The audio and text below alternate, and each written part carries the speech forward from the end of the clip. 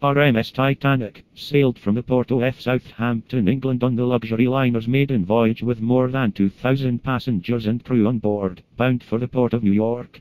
Due to arrive in New York the next day, the brand new White Line luxury ship was cruising at near top speed through freezing cold North Atlantic Ocean waters. In the darkness of midnight and in calm seas, Titanic struck a huge iceberg almost invisible to crew vigilance and watches on the ship's navigation bridge, and spotted too late for maneuver by the lookouts posted in the crow's nest on the forward mast.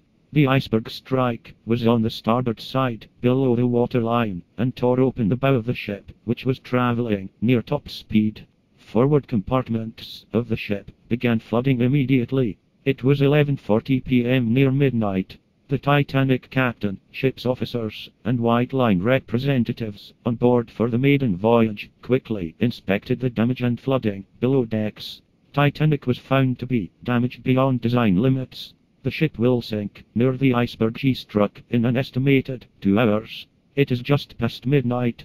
Titanic's Marconi Wireless radio room has been busy all evening, sending and receiving messages in Morse code on the Marconi receiving system in the receiving room. The Marconi 5 kilowatt rotary spark gap transmitter system in the silent room next door, and Titanic's large diameter wire antenna system suspended above the ship's 4 boiler smokestacks, 150 feet above the waterline. Marconi Wireless radio operators, Phillips and Blake, are advised to send Titanic distress signals and to locate other ships nearby. They are told to request rapid assistance and rescue for the rapidly sinking passenger ship.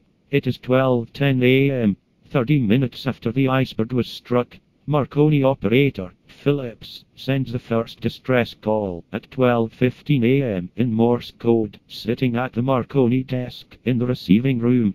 CQD, CQD, CQD, CQD, CQD, DMGY. This is Titanic in distress. Have struck a berg. We are sinking. Need assistance. Position 41.46 and 50.44 W.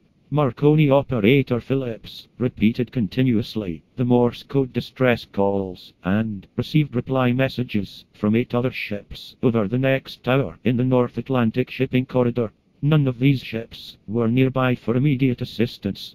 Passenger ship Carpathia responded to the area of the sinking Titanic, but did not arrive before Titanic completely sank and disappeared in the icy North Atlantic Sea. At 1:35 a.m., Titanic Marconi operator sends the Morse code message DMGY. We are putting women and children off in small boats.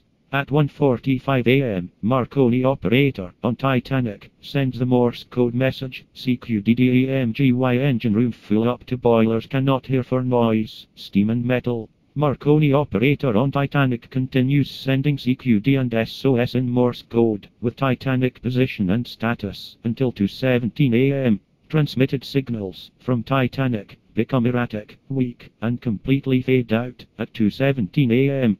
Titanic lost power from generators on board the ship.